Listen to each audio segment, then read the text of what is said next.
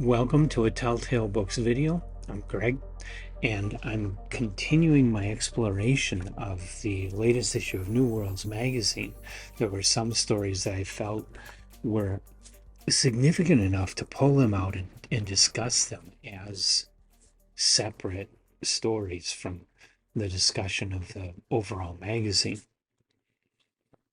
And I'm going to do that when I'm going through these magazines. If I have a story that I feel deserves more attention, I'm going to just briefly touch on it in the overview video for the magazine, and then I'll do a video that's just about that story, especially if the author is one that I'm doing a deep dive of. Then I'm very definitely doing that.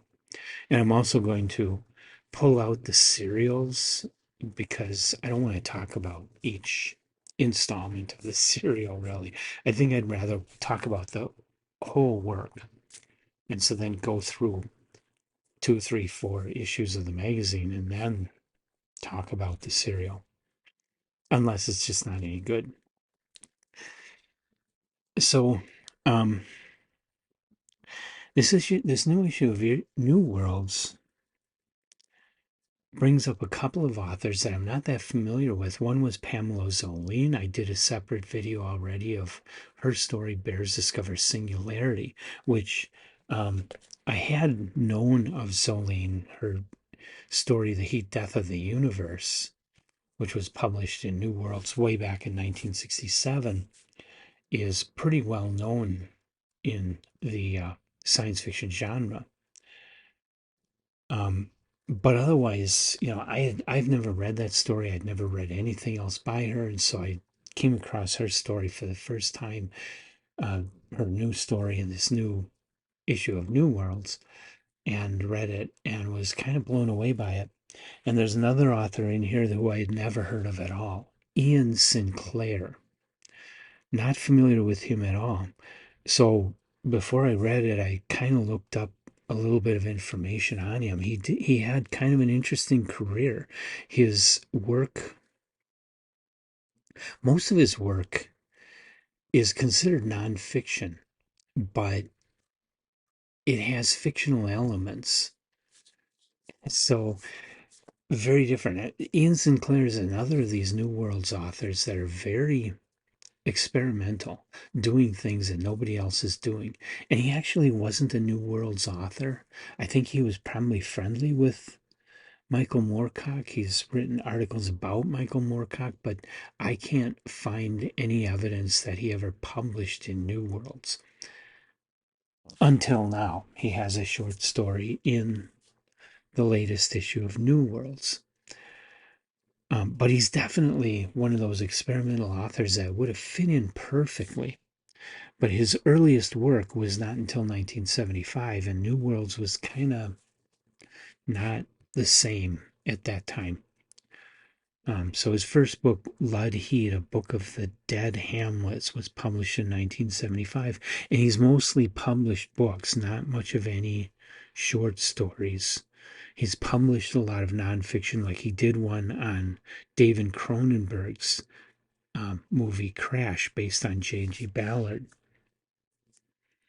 Wrote a whole book analyzing that whole situation.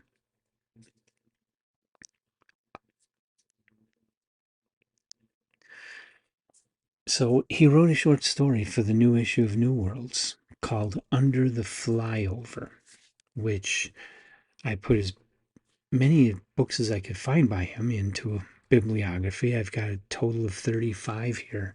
So Under the Flyover is number 35. And it seems to be part of a series about Norton, who is called A Prisoner of London.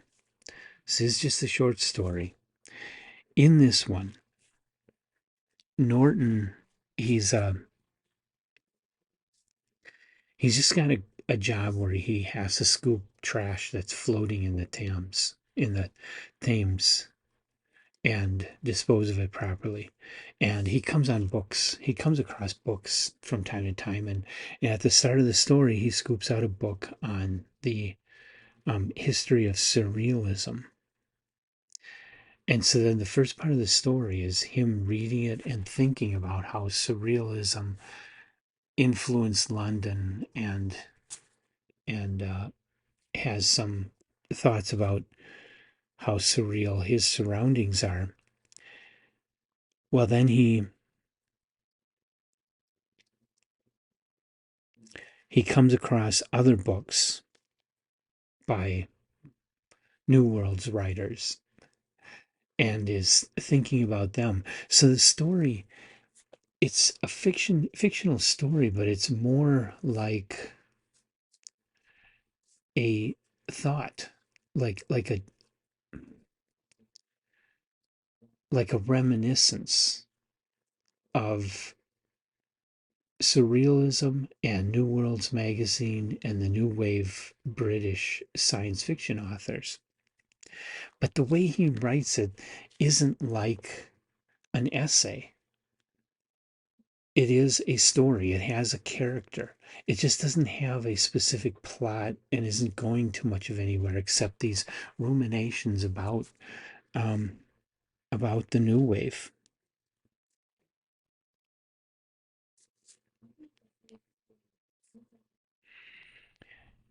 It's a very well written story, kind of challenging, kind of difficult. It's not a not a traditional science fiction story. Let's put it that way. So, what you're used to reading in science fiction magazines, this is going to be different and it's going to be a little more challenging. And so you got to slow down a little bit and think about it more and go through it. And younger people, of course, would probably need to do some Googling to learn some of the things that he's talking about. Very much a new wave story. Not really, I wouldn't really call it science fiction, but it is related to New Worlds and the new wave science fiction. The story kind of takes you back to the era of new wave in England and New Worlds magazine, almost like a ghostly visit, kind of like in A Christmas Carol, with the ghosts of new wave past coming to visit you. It's almost like that. It really is. It's a very good story. Um, I would recommend reading it more than once and paying close attention to it. And I would recommend it. I'm not going to give this a top tail, but I am intrigued by Iain Sinclair's work here and want to give him more of a try. So he's on my list of authors to not do a read everything by, but I want to get I want to get two or three of his books and read them and see if I like those as well as I enjoyed this short story. So, author to look for, author to look into. Another project to do. But have you read Under the Flyover yet? If you have, leave your comments in the comments section. Are you familiar with Iain Sinclair? Have you read other works by him? I'm interested in your thoughts there too.